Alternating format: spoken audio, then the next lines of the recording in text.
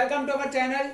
As you know that we are studying about agriculture कि agriculture होता क्या है। हमने पिछले पार्ट में क्या पढ़ा था कि टाइप्स ऑफ फार्मिंग की फार्मिंग कैसे टाइप की होती है, प्राचीन काल में कैसे होती थी और इंस्टेंट फार्मिंग क्या होती है, ये हमने पिछले पार्ट में कवर करा था। अब हम पढ़ते हैं क्रॉपिंग पैटर्न। Let's begin.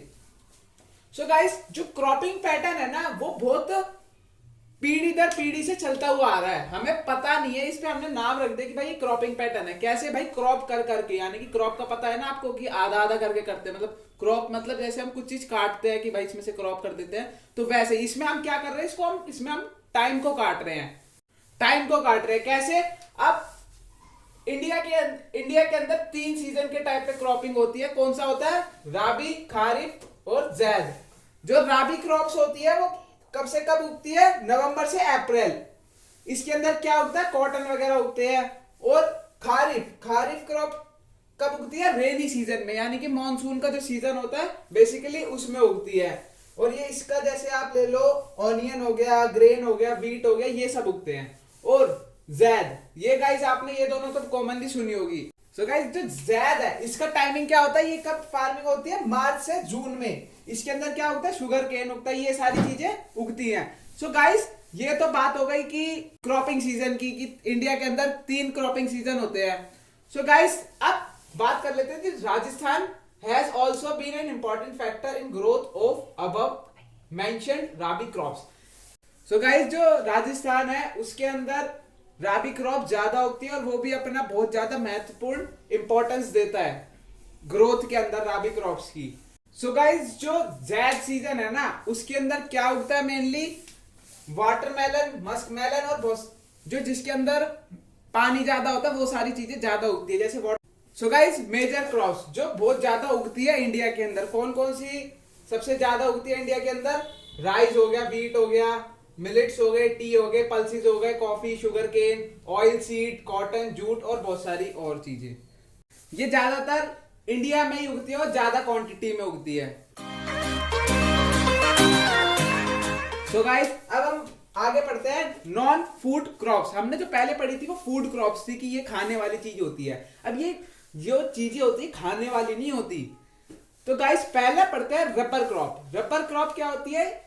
इसको उगने के लिए एक स्पेशल कंडीशन चाहिए होती है। मतलब एक ऐसा क्लाइमेट चाहिए होता है जिसमें इसको ग्रो करने में हेल्प हो। कैसा है टेम्परेचर?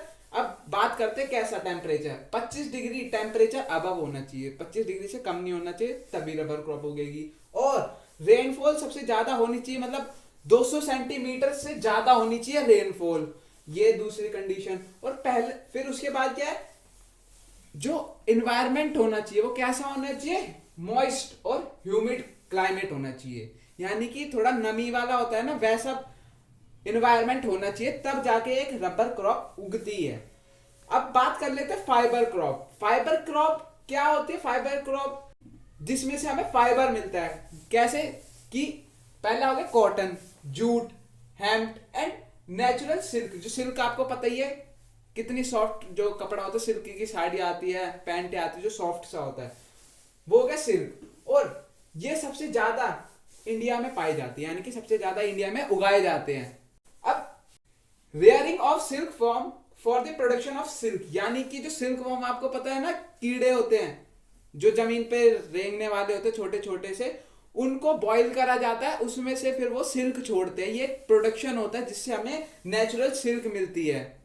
सो गाइस, इस जो प्रोसेस को, कौन सा प्रोसेस? जो हम सिल्क वॉर्म को बॉईल करते हैं, उसमें से सिल्क निकालते हैं, सिल्क फाइबर निकालते हैं, तो उस पूरे प्रोसेस को क्या बोलते हैं? सेक्रीकल्चर। सो आई होप अब आपको समझ आ गया होगा कि फाइबर क्रॉप कैसी होती है, यानी कि नॉन फूड क्रॉप्स जो होती है वो कैसी होती है। अब आगे हम बढ़ते हैं। सो गाइस, अब हम आगे पढ़ते हैं नॉन फूड क्रॉप्स। इसके अंदर 2 और रह गई है, जूट और कॉटन। हमने 2 पहले पढ़ ली थी, अब 2 बाद अब पढ़ रहे हैं। अब देखो जूट आप हर जगह देखते हो, मतलब जो इसको क्या बोलते हैं? Golden fibre. सो गाइस, इसको जो बेसिकली इसको यूज कहाँ करा जाता है? आपने देखा होगा ना, जूट के कैरिंग बैग्स वगैरह बनते हैं, मॉल वॉल जाते होगे तो वो अपने बैग्स देते हैं। वो किसके बने होते हैं? वो जूट के बने होते हैं। वो कौन सा कलर होता है उनका? ब्राउनिश होता है, यानी कि गोल्डन टाइप जो होता है वो वाला कलर होता है। और ये क्या कहते हैं? खुले मिलते हैं सिंथेटिक फाइबर, और क्या कहते हैं।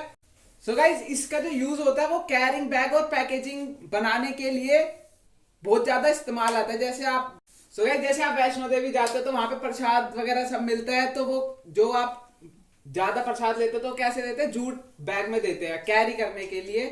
बेसिकली इसका जो काम होता है वो कैरिंग बैग्स और पैकेजिंग में काम आता है। सो गाइस अब आगे बढ़ते हैं कॉटन।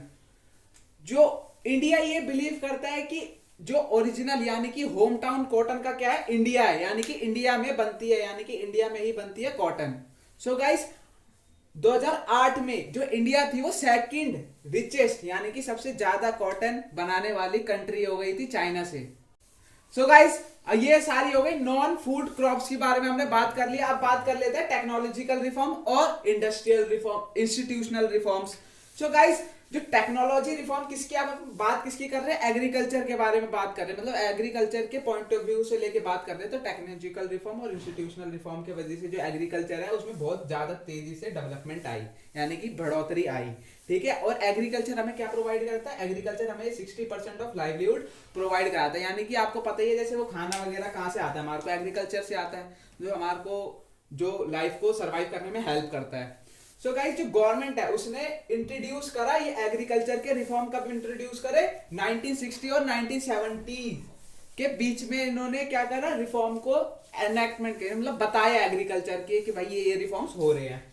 सो गाइस और इसके अंदर गवर्नमेंट ने एक वो चीज भी बताई कि भाई, सो गाइस गवर्नमेंट ने क्या अनाउंस करा था, एमएसपीज भी अनाउंस करा था। जैसे उसमें ये था कि मिनिमम सपोर्ट प्राइस, यानी कि कम से कम मतलब सबसे ज्यादा से ज्यादा जो फार्मर्स है उनको पैसा मिले।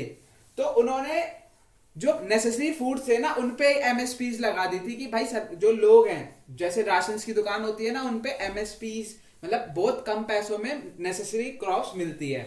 सो गाइस अब बात करते हैं consolidation of holding, removal of zamindari system and etcetera. Consolidation of holding क्या होती है, इसका मतलब होता है जो एक जना है उसके पास दो जनों की जमीन है, यानी कि एक जना है वो बहुत सारी जमीन हड़प के रख रखी है, यानी कि उसके पास बहुत सारी जमीन है, तो उस चीज को हटाने के लिए कि भाई उसे हटा देंगे। और consolidation of holding, corporation and removal of zamindari system. Guys इस कंसोलिडेशन ऑफ होल्डिंग के अंदर ये होता है कि एक इंसान के पास बहुत बड़ी जमीन होती है, जिसमें अगर एक इंसान है उसके पास इतनी सारी जमीन है तो जो बाकी जो लोग हैं उनको जमीन नहीं मिल पाएगी। तो सरकार ने इस चीज को हटा के ये कर दिया कि भाई जिसके हिस्से में जोन सी, यानी कि सबको इक्वल क्या देती थी, जमीन देती थी, ताकि सब जो लोग हैं एम्प्लॉयड हो जाए और एग्रीकल्चर करे।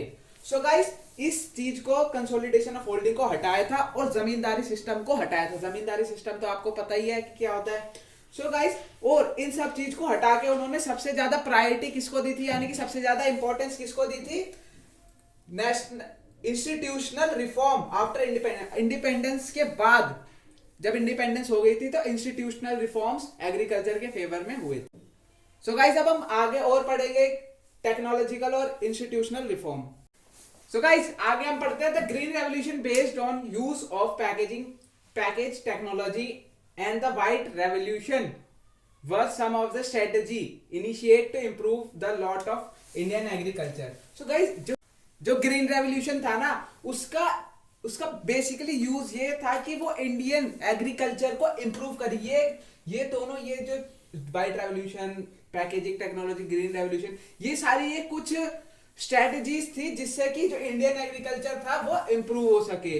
और पहले 5 ईयर प्लान में, गवर्नमेंट के पहले 5 ईयर प्लान में लैंड रिफॉर्म हुआ था, यानी कि लैंड का रिफॉर्म हुआ था, जिसके अंदर वो मैंने बताया था ना कंसोलिडेशन ऑफ होल्डिंग वगैरह ये सब। सो गाइस आगे ये है कि ये टेक्नोलॉजिकल रिफॉर्म और इंस्टीट्यूशनल रिफॉर्म से पहले जो डेवलपमेंट थी वो कुछ ही सेक्टर में हुई थी, मतलब कुछ ही एरियाज में हुई थी एग्रीकल्चर की। तो जब 1980s और 90s में एक पूरा रिफॉर्म आया, कौन से रिफॉर्म्स थे, ये टेक्नोलॉजिकल और इंस्टीट्यूशनल रिफॉर्म्स है, जिसमें कि एग्रीकल्चर को पूरे अच्छी तरीके से चेंज कर दिया गया था, यानी कि अब पूरा जो एरिया है उसमें सब में चेंज आएगा, सब में डेवलपमेंट होगी। सो गाइस और उन्होंने क्या बनाया था, उन्होंने एक प्रोविजन बनाया था, क्या प्रोविजन बनाए थे, यानी कि उन्होंने कुछ रूल्स निकाले थे, इंश्योरेंस दिया था एग्रीकल्चर के एरिया के अंदर कि भाई अगर कोई फ्लड आता है, ड्रॉट आता है, कुछ आता है, ऐसी चीज जो आती है, जो कोई भी डिजीज हो जाती है, आग लग जाती है बाय चांस, इंश्योरेंस मिलेगा इसके लिए आपको। ये एग्रीकल्चर के अंदर हुआ था। और ये सब हो जाता है तो इंश्योरेंस करेगा कोई, पैसे कौन देगा इन सब चीज के। तो क्या हुआ था वहां पे, ग्रामीण बैंक, कोऑपरेटिव सोसाइटीज, ये सारी चीजें वहां पे बनी थी, जो सरकार ने बनवाई थी। और ये क्या करती थी, ये लो रेट ऑफ इंटरेस्ट पे लोन देती थी। जैसे हम अगर 1 लाख रुपए ले रहे हैं तो जैसे हम सरकार इन शहरों में गए 2%, 3% या 4-5 मान लो, लेकिन जो गांव में होता था वो एग्रीकल्चर के बेसिस पे लोन लेते थे, तो कम लोन का इंटरेस्ट देना पड़ता था। जैसे आपने 1 लाख रुपए दिया तो उस पर 1%, यानी कि 1% कितना हो गया, 1,000 रुपए। सो गाइस, ये सारी चीजों के लिए इन्होंने ये सारी सोसाइटीज बनाई थी। यानी कौन सी सोसाइटी, कोऑपरेटिव सोसाइटी, ग्रामीण बैंक्स बनाए थे। ये बैंक्स बनाए थे जिससे कि जो इंश्योरेंस, कोई भी अगर लॉस होता है एग्रीकल्चर फील्ड के अंदर, वो सब रिकवर हो सके, कोई दिक्कतें ना आए। क्यों? क्योंकि हमने पढ़ा था कि जो रिफॉर्म्स आए इन चक्करों में ये एग्रीकल्चर को पूरा अच्छे से डेवलप कर दिया था। और किसान क्रेडिट कार्ड बनाया था। अगर कोई, ये एक स्कीम थी जिसके अंदर किसानों को क्रेडिट कार्ड दिया जाएगा, जिससे कि वो अपने ज्यादा पैसे निकाल सके। अगर कोई भी एग्रीकल्चर के अंदर अगर आपको पैसे की कमी आ रही है तो वो उस क्रेडिट कार्ड से, किसान क्रेडिट कार्ड से पैसे ज्यादा निकाल सकेगा।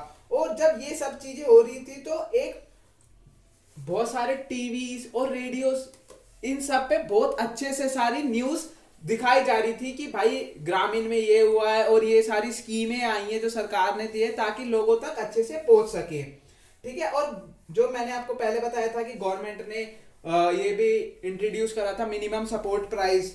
ठीक है। और गवर्नमेंट का ये मिनिमम सपोर्ट प्राइस करने का ये मोटिव था कि हम मिडल मैन को हटा सके। यानी कि जो बीच के जो लोग होते हैं ना, कि एज ए ब्रोकर ले लो आप, कि भाई मैं तेरे को इतने में बेचूंगा, तू मेरे को इतने में बेच दे, मैं आगे फर्दर इसको इतना बेच दूंगा। तो ये जो ब्रोकरेज थी ना, इसको हटाने के लिए मिनिमम सपोर्ट प्राइस बना था, ताकि जो प्रॉफिट है वो सारा किसको मिले, फार्मर्स को मिले, जो उनकी असली मेहनत है वो उसका अच्छे से हकदार और यूज कर सके। सो गाइस, जैसे आज किसान प्रोटेस्टिंग है, इसमें भी तो मिडल मैन सस्पेंड करने के लिए हो रही है। जैसे क्या होता था कि एक पर्सन था जिससे किसान अपनी सारी क्रॉप्स बेच देते थे। ठीक है। और वो फिर क्या करता था, फिर वो आगे उसी क्रॉप्स को ज्यादा रेट पे बेचता था और किसान को कम पैसे दिया करता था, और वो अपने बीच की कमीशन रख लेता था। तो उसी चीज को बचाने के लिए मिनिमम सपोर्ट प्राइस आया, जिससे कि सरकार ये कहती है कि भाई हम तुमको इस मार्केट प्राइस के रेट से हम तुम्हारे से सारी क्रॉप्स जो भी आपने उगाया है वो सारा खरीद लेंगे, आप मिडलमैन का यूज मत करिए। तो गवर्नमेंट इसी चीज पे फोकस कर रही है और मिडलमैन को हटाने की कोशिश कर रही है। इसी चीज पे जो है सबसे ज्यादा प्रोटेस्ट चल रहा है। सो गाइस, आई होप आपको समझ आ गया होगा। So if you have any doubt, please comment below to make yourself doubt free. Thank you, have a nice day, good bye.